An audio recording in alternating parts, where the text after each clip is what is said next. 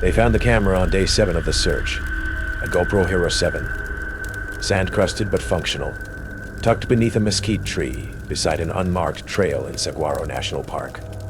The battery was dead, the memory card full. What they didn't find was Marcus Heller. The 34-year-old geologist had set out on a routine 5-day solo hike to collect mineral samples. Standard procedure for a man who'd spent the last decade traversing remote terrains. His emergency beacon never activated. His planned check-ins never missed. He simply failed to return to his pickup point, where his Jeep remained, packed with supplies for a comfortable return journey. The search began 48 hours later. Helicopter sweeps, ground teams, cadaver dogs. Nothing. Just the camera. Detective Eliza Cortez sat in the darkened conference room, notepad ready, as the forensic tech loaded the recovered footage onto the projection screen. Sheriff Thompson leaned against the wall, arms crossed. The room smelled of coffee and desert dust that seemed to permeate everything in Tucson. Camera's GPS data shows it remained at the same coordinates for 4 days, the tech explained, until the battery died on March 17th. It was stationary on a tripod, from what we can tell. The first frame appeared. Marcus Heller, tan and weathered, adjusting the camera angle. Desert landscape behind him, a small campsite visible. Neat, organized, professional. Nothing suggesting distress. Hey there. His voice was clear, casual. Day 3 of the Saguaro expedition. Sample collection going well. Found some interesting pyrite formations near the ridgeline. Standard documentation. The kind geologists keep. Unremarkable. The footage continued. Day 3, Day 4. Sample collections. Weather notes. Typical field researcher material. Then came Day 5. Marcus appeared different. Tense. Eyes constantly scanning the horizon. His movements quick, jerky. Something unusual happened last night. He told the camera, voice lowered as if concerned about being overheard. I was reviewing my samples when I noticed this. He held up a rock specimen. Ordinary looking. Limestone with dark veining. The striations shouldn't be there, he whispered. This formation doesn't support this kind of mineral intrusion. It's not natural. Not without. He stopped suddenly, head turning towards something off camera. Listened intently. After several seconds of silence, he continued. I'm being paranoid. It's fine. Just the wind. But his eyes told a different story. Day 6 footage began with Marcus digging. The camera captured him methodically excavating a shallow pit approximately 6 feet long, 2 feet wide, just in case something happens, he explained to the camera. Sweat dripping from his brow despite the early morning light. If anyone finds this, the samples are important. Evidence of what they're doing out here. He held up another rock specimen. The veining isn't mineral, it's synthetic, introduced deliberately into the geological strata, and it's spreading. He placed the specimen in a sample bag, then buried it at one end of the pit. If I don't make it back, find this sample. Take it to Dr. Elena Vasquez at University of Arizona. She'll understand. Sheriff Thompson straightened. Vasquez. The environmental scientist? Eliza made a note. The one always filing complaints against Southwest Mineral Holdings? The footage continued. Marcus completed the shallow excavation, then placed a small GPS tracker in the hole. I've been hearing them at night, he continued, voice barely audible. Vehicles, heavy equipment, about 2 miles northwest of here, in the restricted zone. He gestured toward the horizon. Military and mining companies aren't supposed to be partners. But out here, who's checking? The camera captured him setting up proximity sensors around his campsite, just in case they found my drone footage. The next segment began at night, infrared mode. Marcus huddled close to the camera, whispering urgently. They're here. 3 vehicles approaching from the northwest. They shouldn't know I'm here. I filed my permits for a different research zone. The audio captured faint engine sounds, growing louder. I'm uploading the drone footage now. His fingers worked frantically on a tablet, sending to Elena to my cloud drive. A sudden sharp noise. Marcus froze. They're jamming signals. Panic edged his voice. They know I'm here.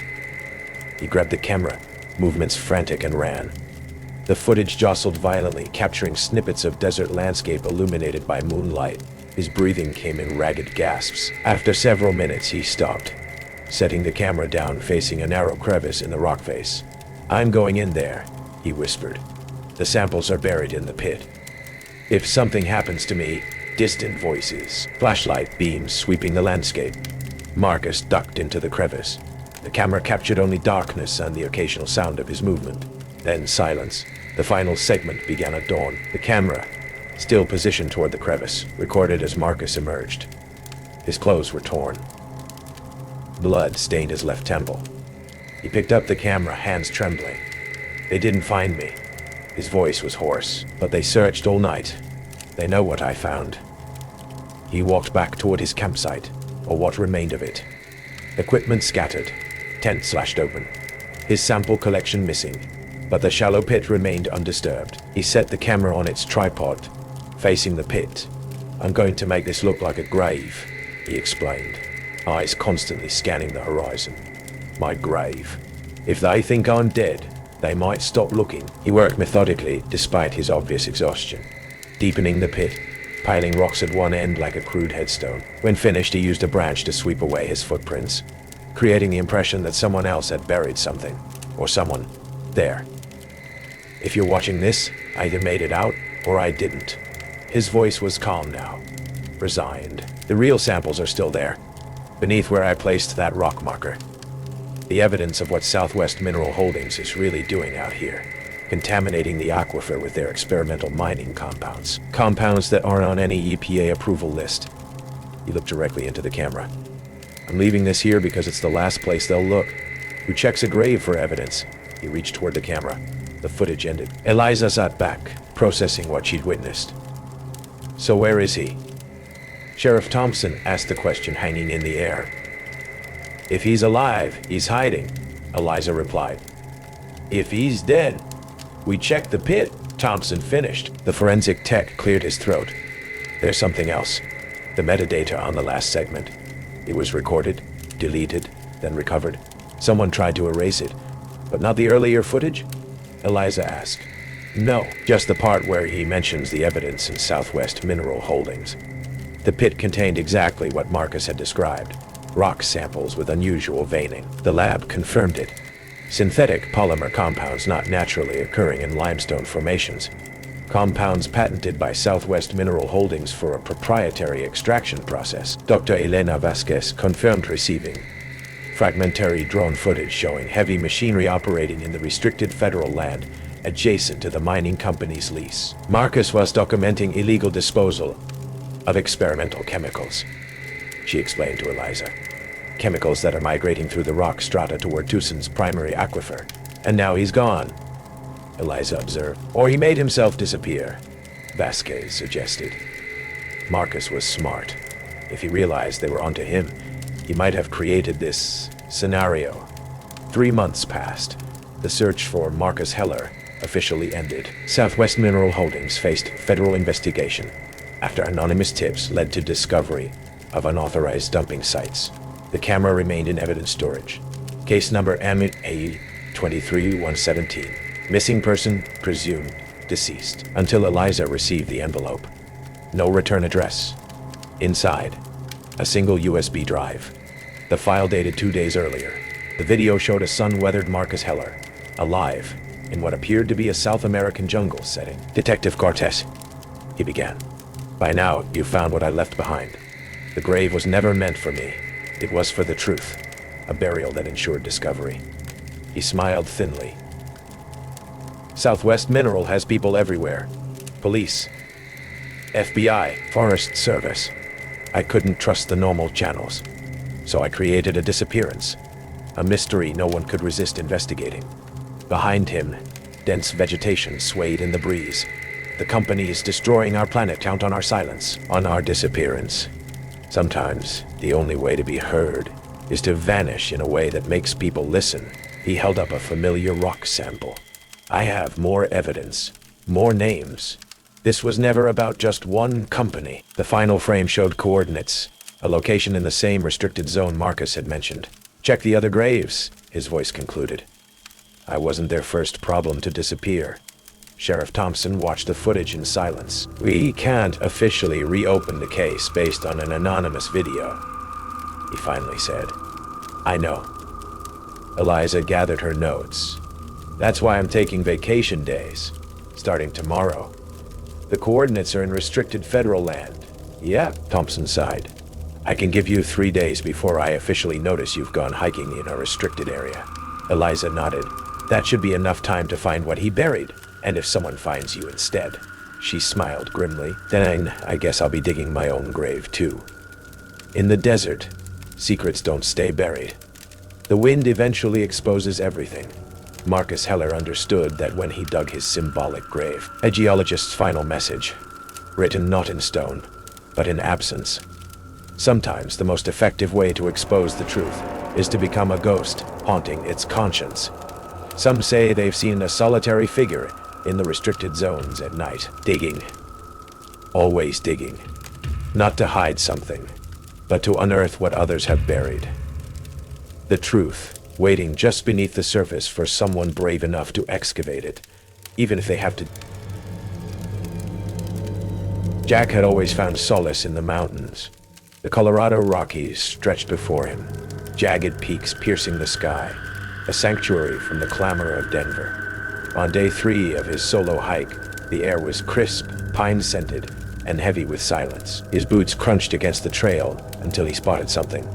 A faint path veering off, unmarked on his map, overgrown with thorns. His pulse quickened.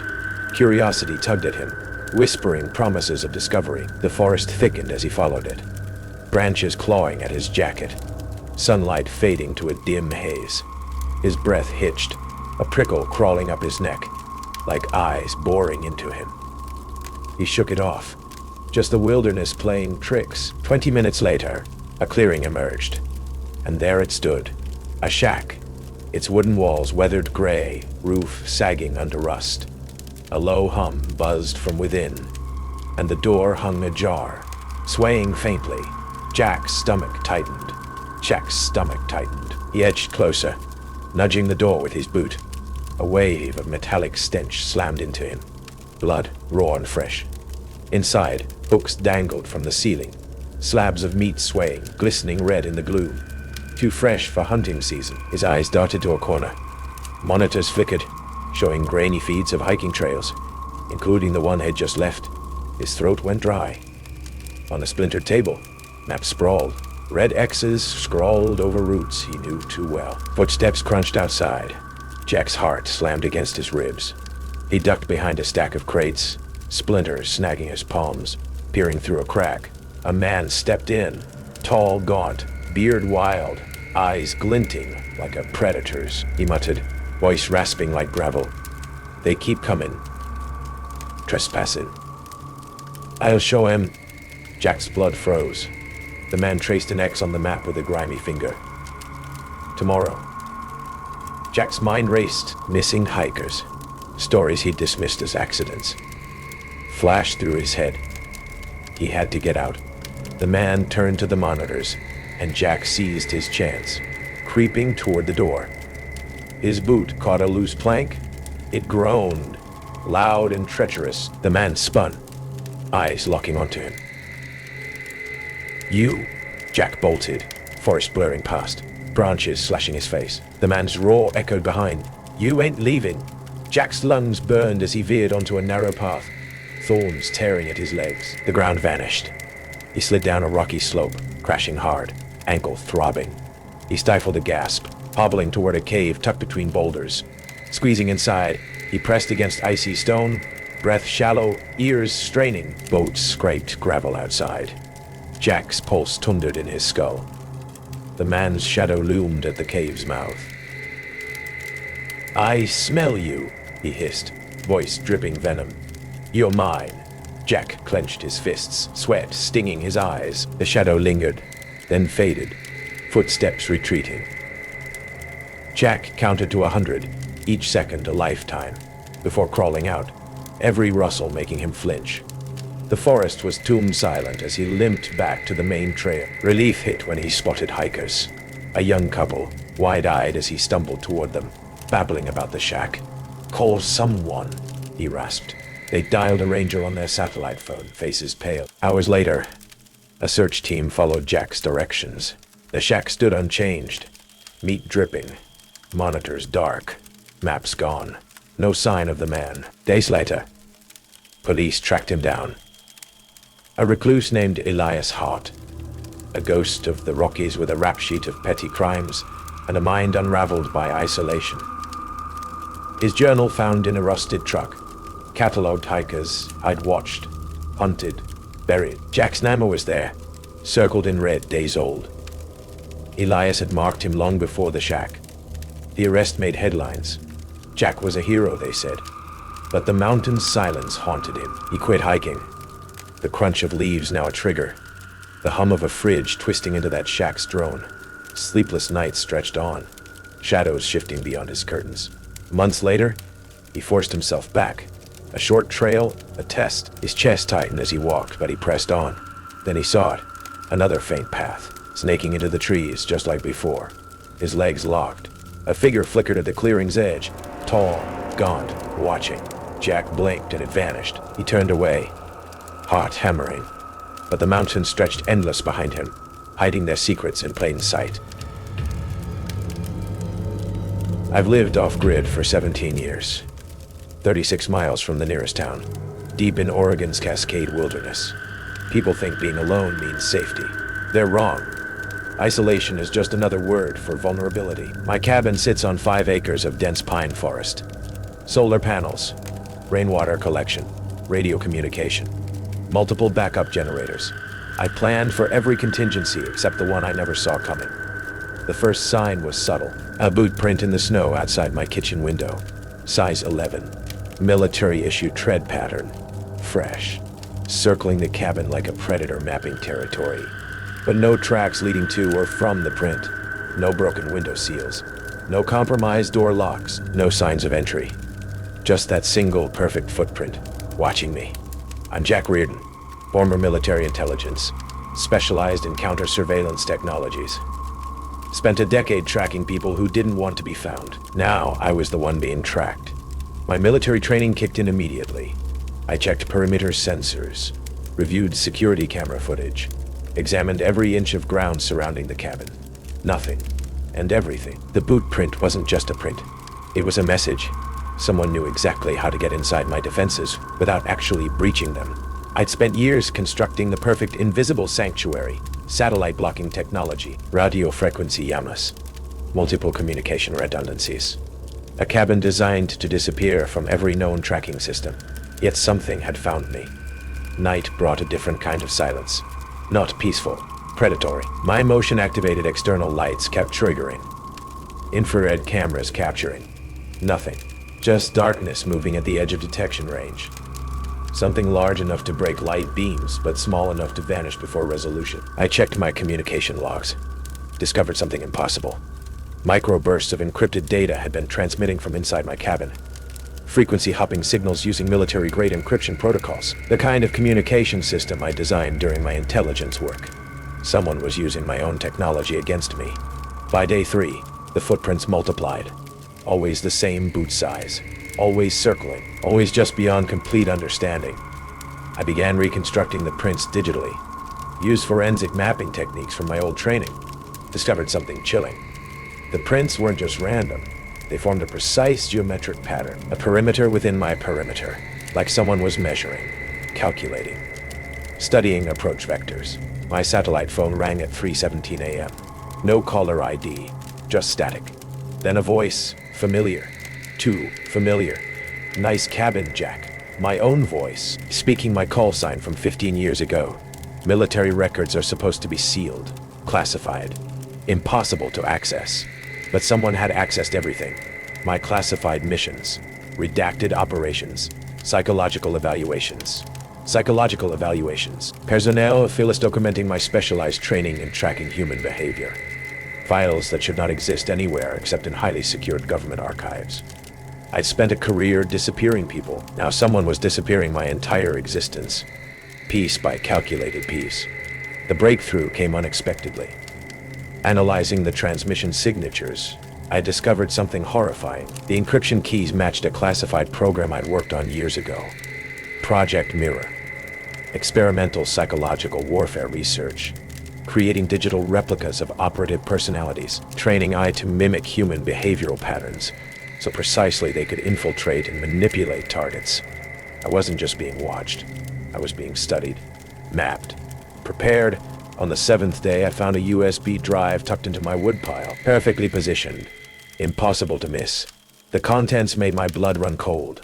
Surveillance footage of me, but not recent footage. Archival materials spanning decades. Personal moments, mission debriefings, psychological evaluations. Annotated, analyzed, dissected. A digital case file of my entire existence. And a single text file. Subject Jack Reardon. Phase 1 complete. Preparation initiated. I'm writing this as a record, in case something happens. The footprints continue, always circling, always watching. My communication systems are compromised. My location is no longer secure. Whatever is out there isn't just tracking me, it's becoming me. The last transmission I intercepted contained a chilling detail. Mirror protocol activated. Subject replacement sequence commencing. I've prepared my emergency extraction protocols. Multiple redundancies. Escape routes mapped and memorized. But something tells me escape is no longer an option. They've been planning this, studying me, learning every behavioral pattern, every psychological trigger. The perfect infiltration doesn't break in. It becomes you. Slowly, methodically, completely. Final log entry. If you're reading this, remember, invisibility isn't about hiding. It's about becoming something no one can see coming. They're not just watching. They're waiting. And they're very, very patient. The helicopter's approach was less a sound, more a deafening concussion of air. A vibration that resonated deep in my bones, even through the headset transmitting Dave's final instructions. Below, Alaska sprawled. A brutal, breathtaking expanse of white and gray, and dark. Jagged green. Near Juneau, they said. But it felt like the edge of the world. 3 days. Solo survival. I'd signed up to prove something, mostly to myself, that the city hadn't completely softened me, that I still had grit. Now, staring down at the endless, indifferent wilderness, my bravado felt thin as ice melt. Dave, the instructor, grizzled, calm, radiating competence, had run through the gear checks back at the hangar. Tent, thermal sleeping bag, rations, water purifier, map, compass, and the essentials. A heavy-duty survival knife strapped to my hip, its weight reassuring, and the bright red personal locator beacon. Only for life or death, he'd stressed, tapping the PLB. This signal brings the cavalry. Don't trigger it because you saw a moose. He gave a curt nod as the chopper hovered, ready to drop me.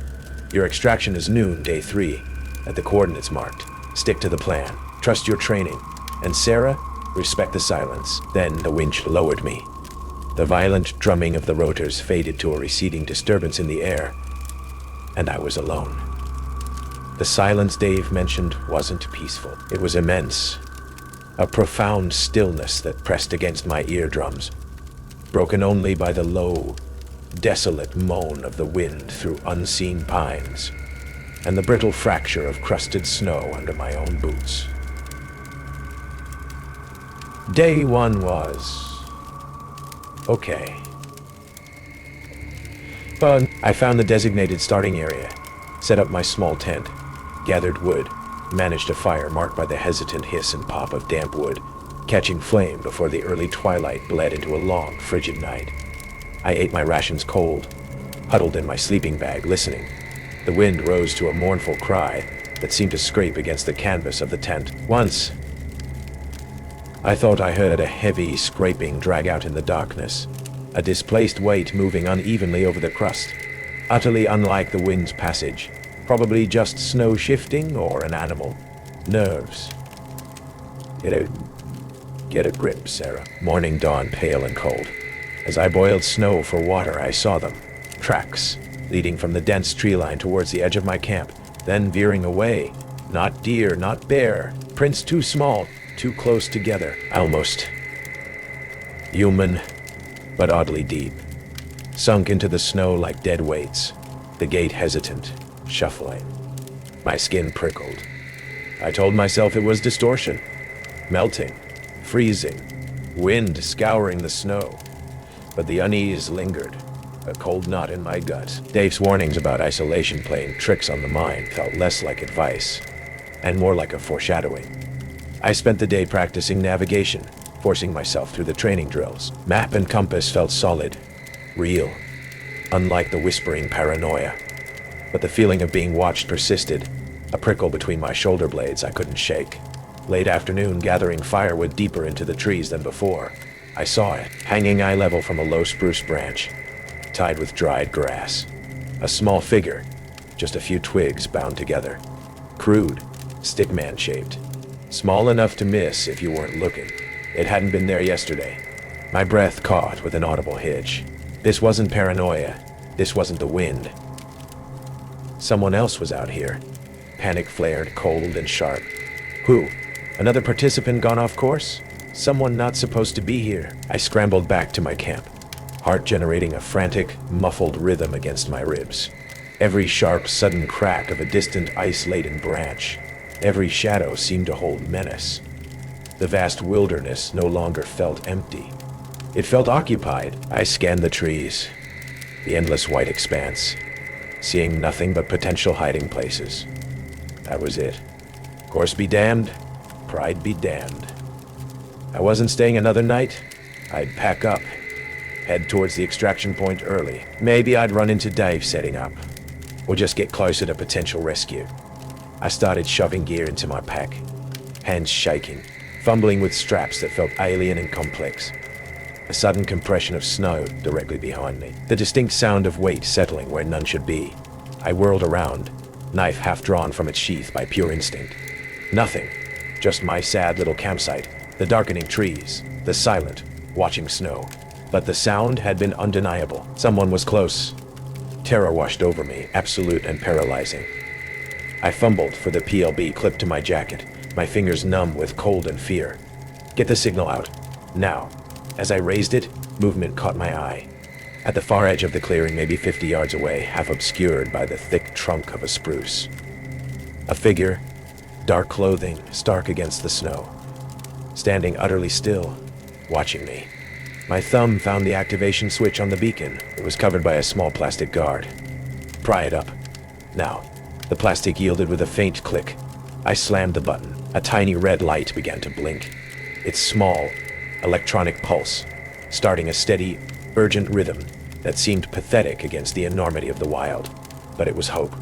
Then, the figure moved. It stepped out from behind the tree, into the open, and started walking towards me.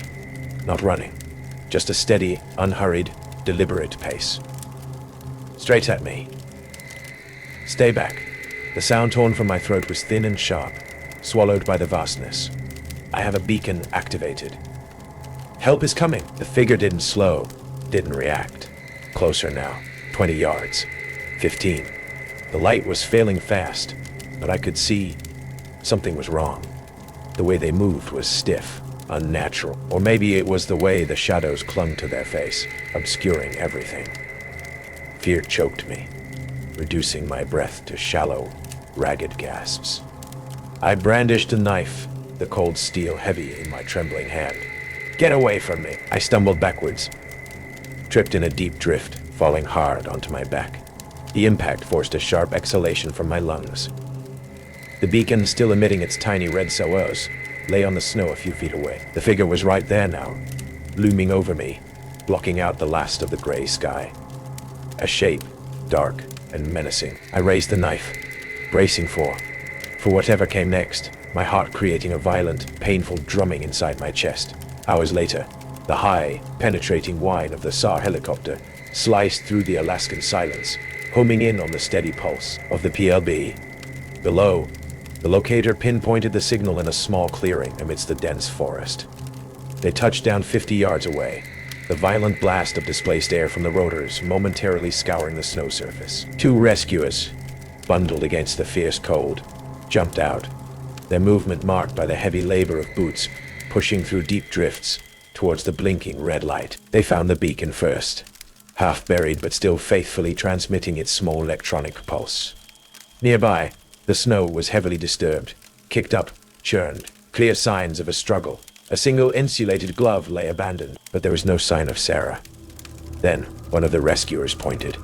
A few feet from the struggle marks, plunged point down into the hard-packed snow, stood Sarah's survival knife, standing upright, almost defiantly, like it had been placed there. Or dropped in a final, desperate act. They searched for days.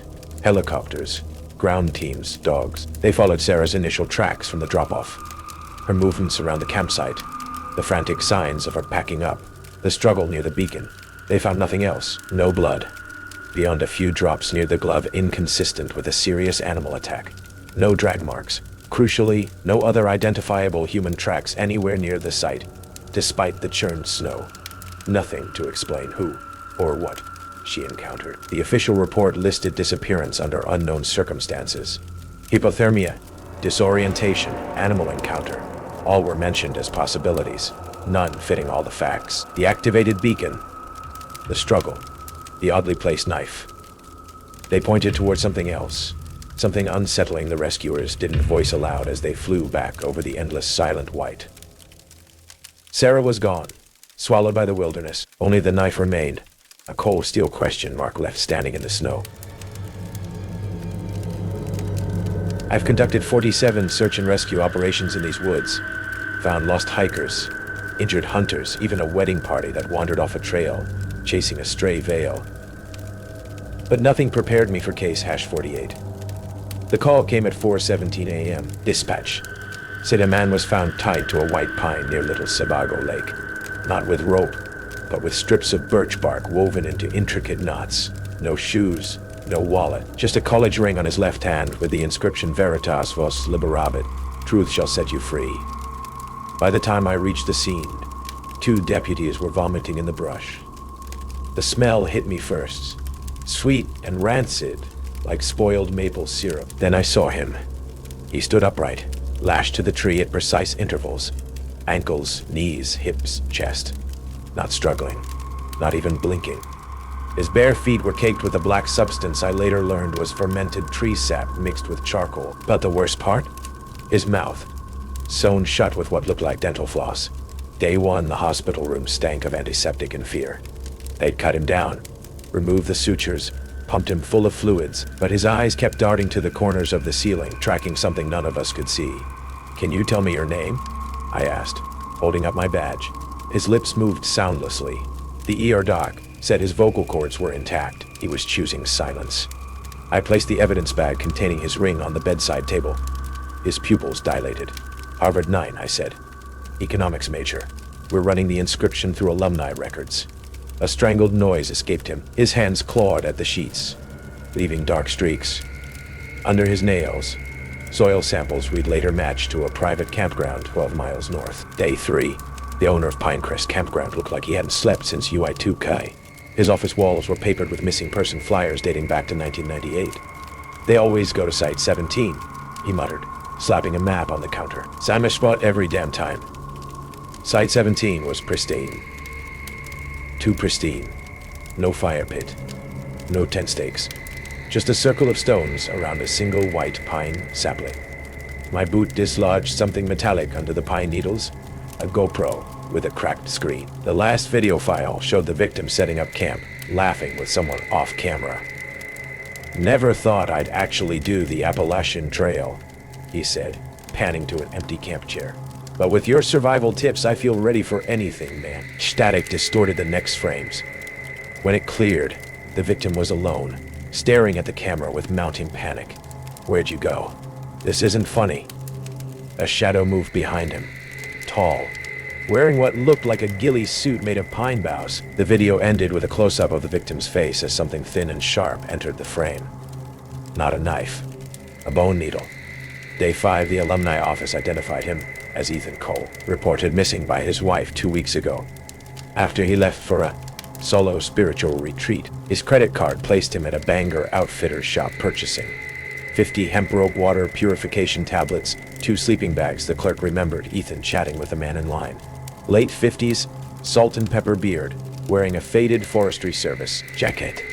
"They were comparing gear," she said. The older guy mentioned something about a Woodland protocol. Ethan looked thrilled.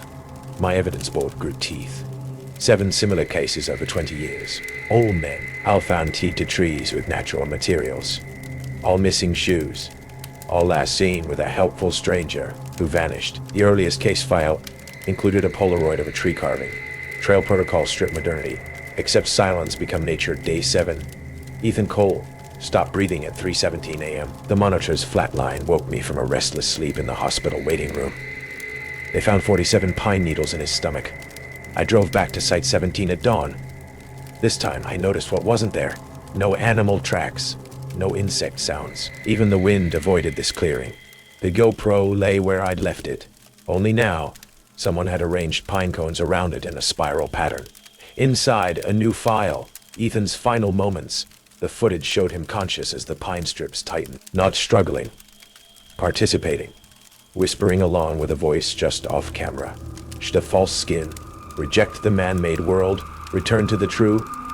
Then the frame filled with a face I recognized. Not the Forestry Service stranger. The campground owner. Smiling. Holding a bone needle. Day 9 they found 32 bodies buried under Pinecrest shower block. Each wrapped in birch bark. Each missing their shoes. The owner's manifesto filled 3 notebooks. Society is the disease. Civilization the symptom. The cure requires radical rewilding. They come to me ready to shed their weakness. I simply facilitate. The stitching is mercy. The mouth breathes lies. The feet carry contamination. They always choose Site 70. Epilogue. The Unmarked I took early retirement last month. Moved to a cabin outside Millinocket. This morning, I found pinecone spirals on my porch. A GoPro. The video shows me sleeping, and a familiar voice whispering, "You've been following the wrong protocol, Ranger. I'm writing this from Site 17. The sapling has grown. The stones are warm. And my boots left at the trailhead, as per protocol."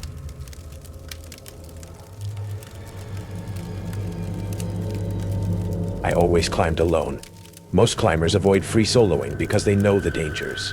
But for me, being hundreds of feet above ground with nothing but rock beneath my fingertips was pure freedom. I'd spent years seeking isolation, deliberately avoiding the touristy cliffs. That's why I chose Moab's Red Ledge. It was obscure, unforgiving, and deserted.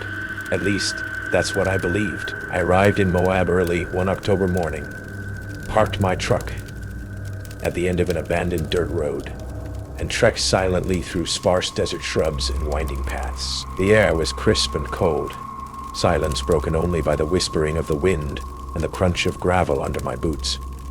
As the cliffs rose sharply ahead, I felt a familiar sense of excitement, the calm before the adrenaline storm. I remember clearly the moment I started up that red sandstone face.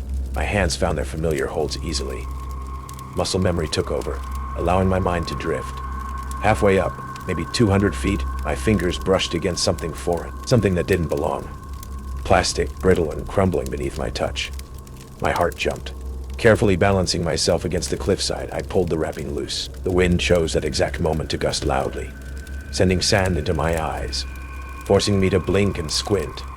When my vision cleared, I found myself staring into empty eye sockets, cracked and yellowed teeth, grinning hideously back at me. My breath seized, fingers slipping instinctively. Gravity seemed to grab at my heels. "Jesus!" I gasped, scrambling to steady myself, heart slamming painfully inside my chest. A human skull sat tucked neatly inside the ledge, wrapped deliberately, almost reverently, in plastic. It stared silently, daring me to speak or scream. Panic boiled in my chest, but I steadied myself, took slow, measured breaths, then carefully rewrapped the skull. My mind raced. Who left it here? Why? And most disturbing, how long had it been waiting? When I finally reached solid ground, the afternoon sun blazed overhead. I grabbed my phone, hands trembling, dialed the park ranger station, words spilling in a stammering flood. Within an hour, Rangers Davis and Brooks arrived in a dusty jeep, expressions tight with concern.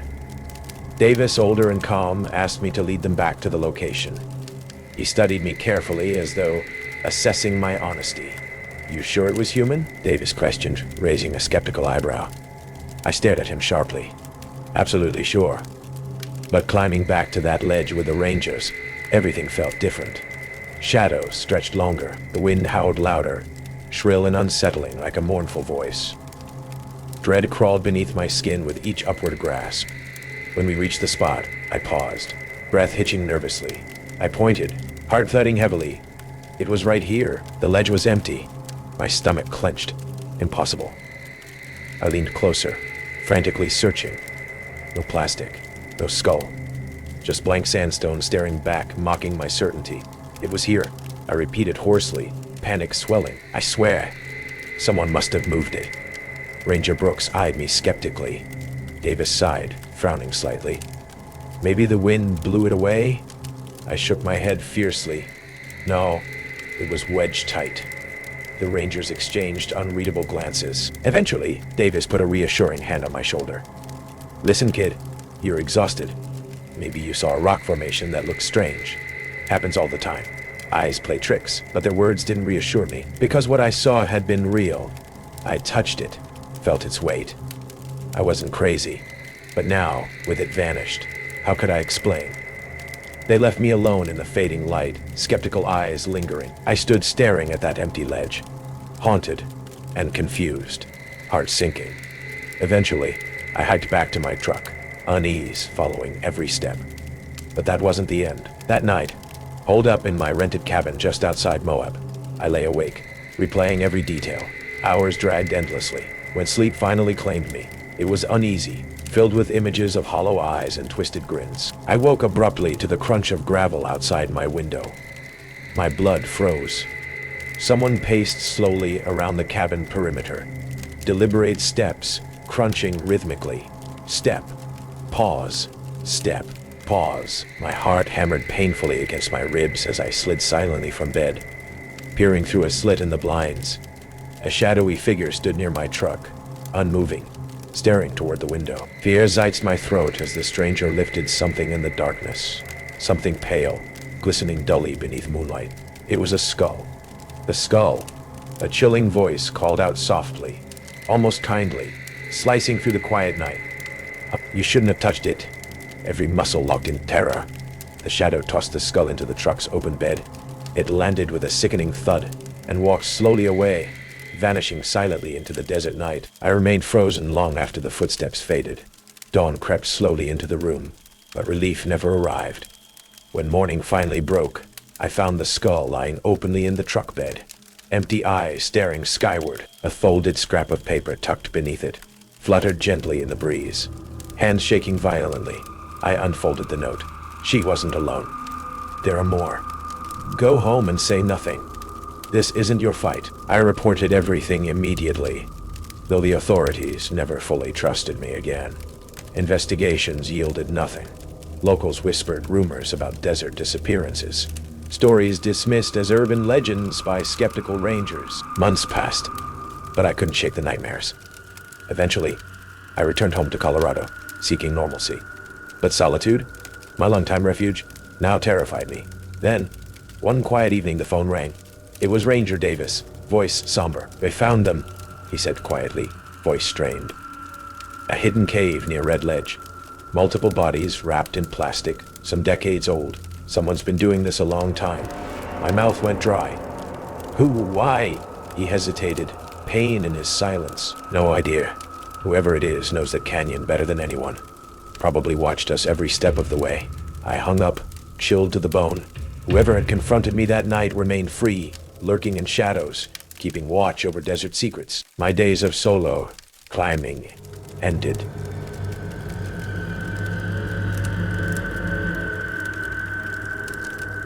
The rangers at Joshua Tree National Park don't discuss Sidewinder Canyon.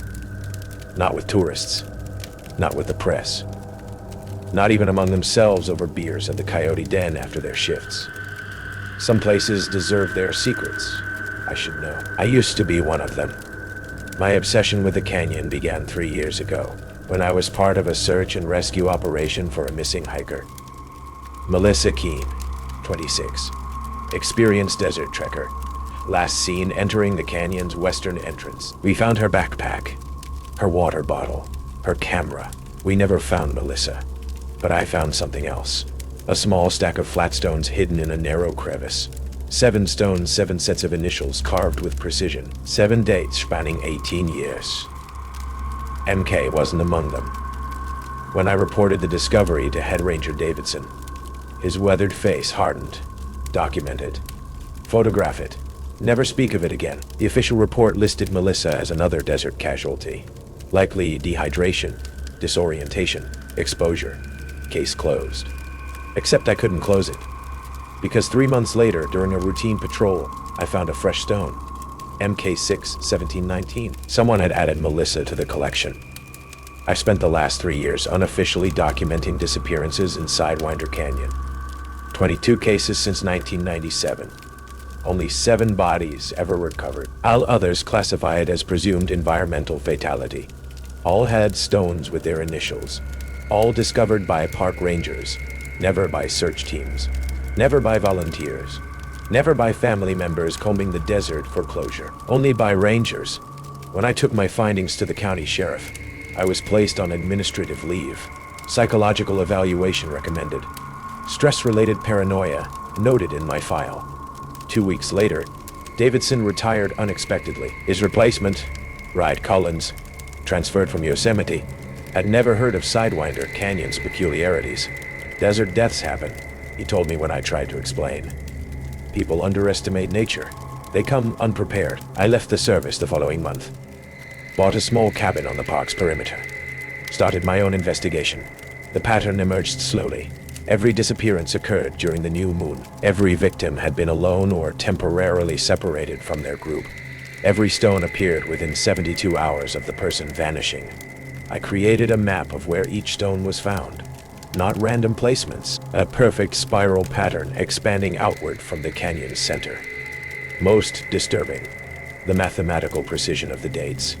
The intervals between disappearances followed a numerical sequence. If my calculations were correct, someone would vanish on April 23rd of this year. Tonight, I positioned myself at the western entrance by sunset, camera equipped with night vision, satellite phone fully charged. The canyon walls rose around me like ancient sentinels, their shadows deepening as daylight faded. The desert transformed at night, temperature dropping rapidly. Stars emerging with painful clarity, sounds carrying across impossible distances. A coyote's howl 5 miles away might sound like it's breathing down your neck.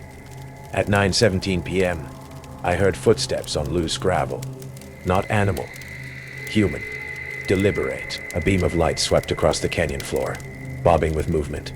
A lone hiker, moving with confidence despite the darkness.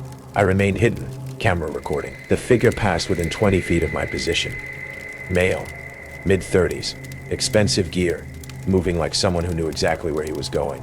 No maps, no hesitation at trail junctions, just purposeful progress deeper into the canyon. I followed it at a distance, maintaining visual contact without betraying my presence.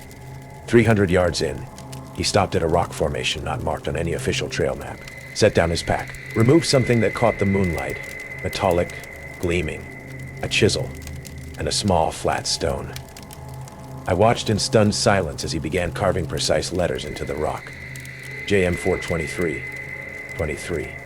My blood ran cold. Those were my initials. Today's date. The stone was meant for me. I activated the satellite phone, fingers trembling. Before I could dial, a voice came from directly behind me. Rangers aren't supposed to leave the service, James. I knew that voice. Davidson. The canyon chooses, he continued calmly. We just maintain the records. I turned slowly. Davidson stood flanked by 3 other familiar faces. All former rangers. All retired under unusual circumstances. All holding the same vacant expression. How many? I managed to ask. You would have been 23, Davidson replied. A perfect prime number. The sequence demands precision. Why? His expression softened with something like pity. Because order must be maintained, even in chaos, even in death. Some of us are chosen to ensure that the patterns remain unbroken. The man with the chisel approached, stone in hand. You've already carved my initials, I said.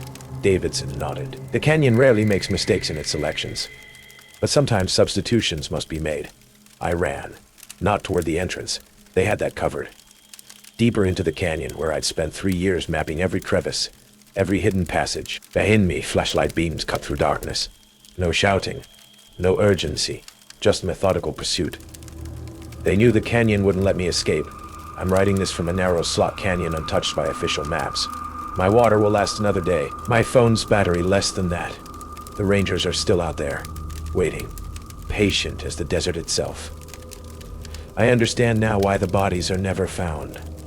Why only rangers discover the stones. Why Davidson retired so suddenly. The canyon doesn't claim hikers. It claims rangers. Those who spend enough time in its embrace eventually become part of its pattern, part of its purpose. They begin to hear what the canyon wants, begin to help it maintain its perfect mathematical sequence of death. If you're reading this, I've become part of that sequence. Another set of initials, another date, another point in the spiral. But I've altered the pattern. Left this record, broken the silence. The new ranger, Collins from Yosemite, starts his solo patrol rotation tomorrow. He'll find my stone. Begin asking questions. Begin listening to what the canyon tells him. Begin carving stones of his own. Some patterns can't be broken, only expanded.